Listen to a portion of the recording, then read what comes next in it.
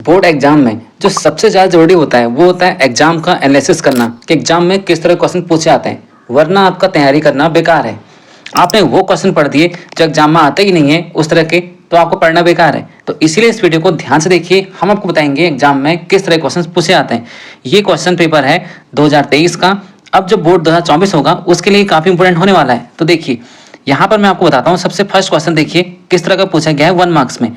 1 marks से question कितने पूछे जाते हैं और 2 मार्क्स के कितने, तो यहाँ पर सारी जानकारी आपको दी गई है। ओके, 5 मार्क्स वाले कितने हैं तो इसको आप देख सकते हैं। हम आपको बताते हैं, सबसे फर्स्ट क्वेश्चन में पूछा गया था in the following irrational number is, यानी निम्न में से अपरिमेय संख्या कौन सी है।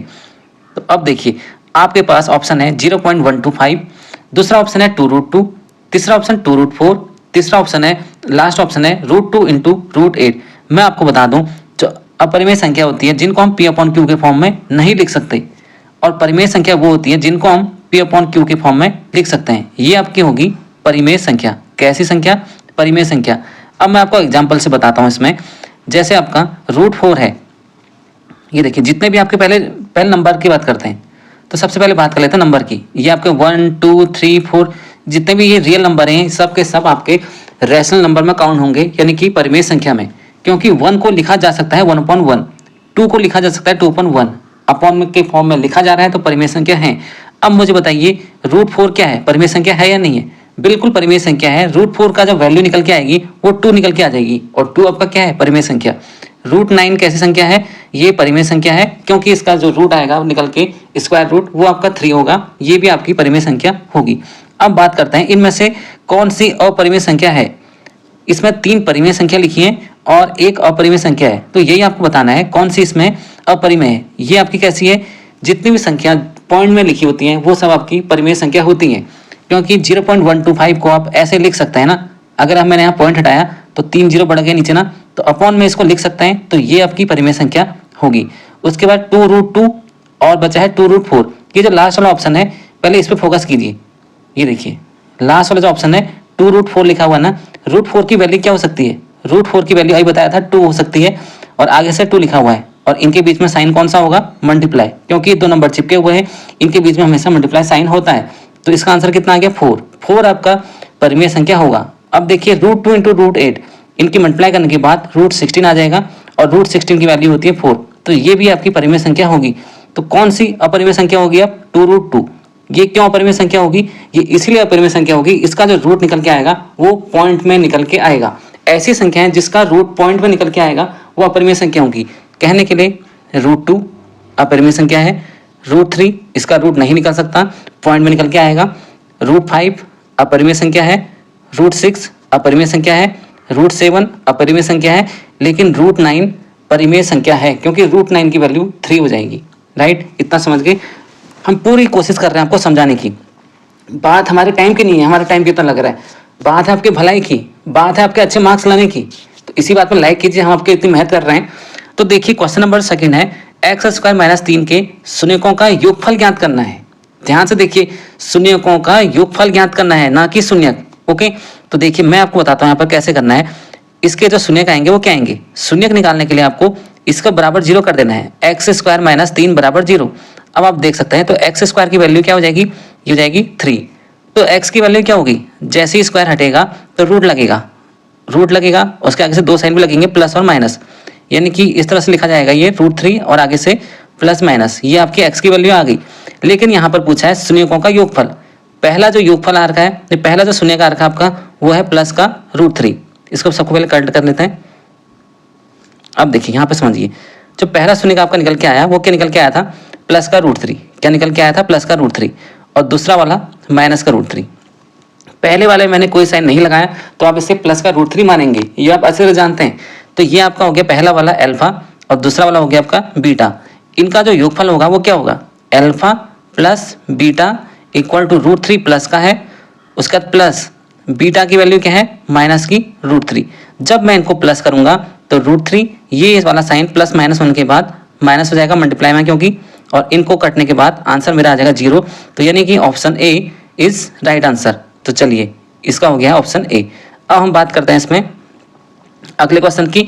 यदि किसी शांत श्रेणी का nवां पद 3n + 1 है तो इसका 8वां पद क्या होगा? ये आपको बताना है इसमें। ओके, एनवा पद क्या होता है, देखिए a n equal to 3n+1। Okay, अभी हमारे पास डिजिटल पेंटाइम नहीं है।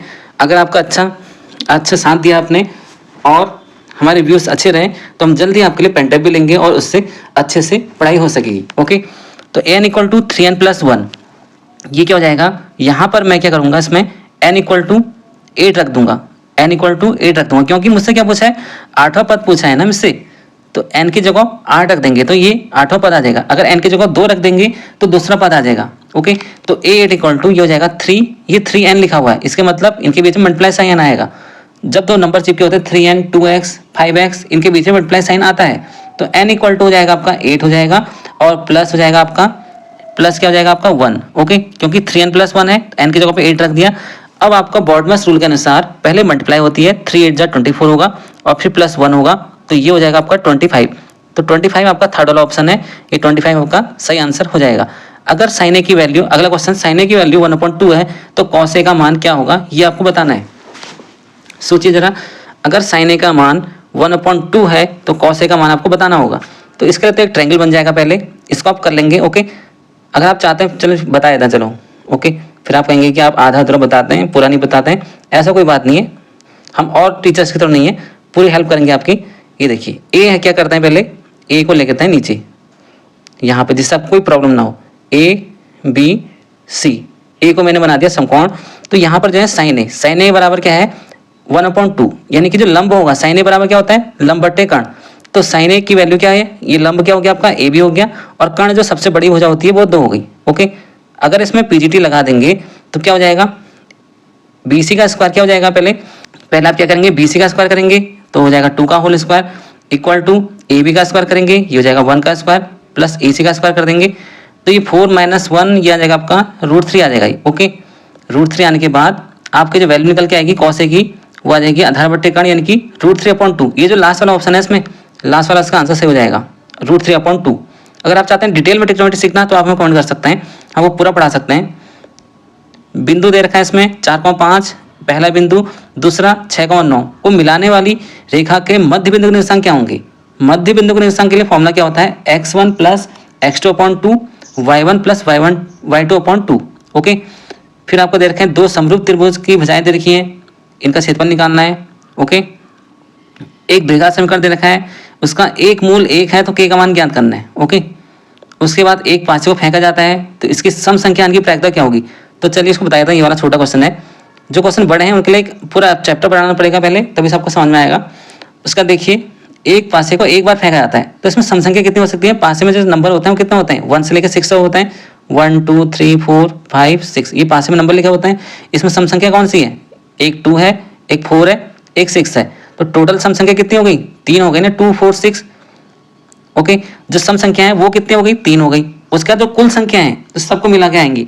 हमने पहले बोला जो कुल सम संख्या है वो तो 3 है, उसके बाद सम प्लस विषम वो कुल कितनी है, वो है टोटल 6, तो 3 1 3 3 2 6, आंसर आ गया 1/2। प्रायिकता से इजी चैप्टर तो कोई हो नहीं सकता।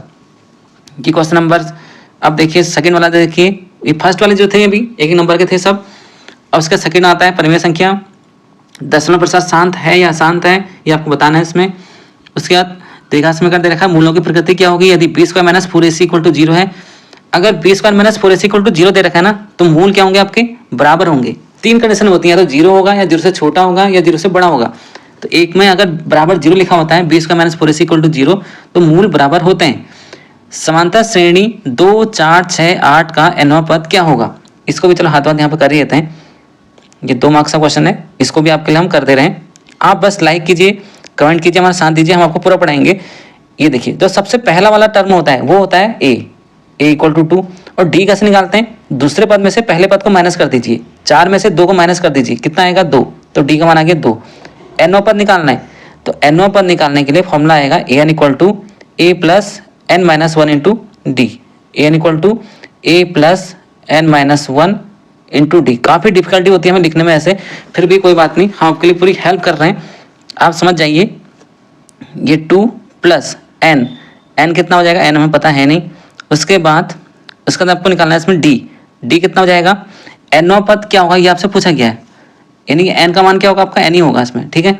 उसके बाद d की वैल्यू क्या हो जाएगी, 2 हो जाएगी, ये हो जाएगा आपका 2 प्लस ये हो जाएगा आपका 2 प्लस ये हो जाएगा 2n माइनस 2, तो 2 से 2 कट जाएगा तो आंसर आ जाएगा आपका 2n।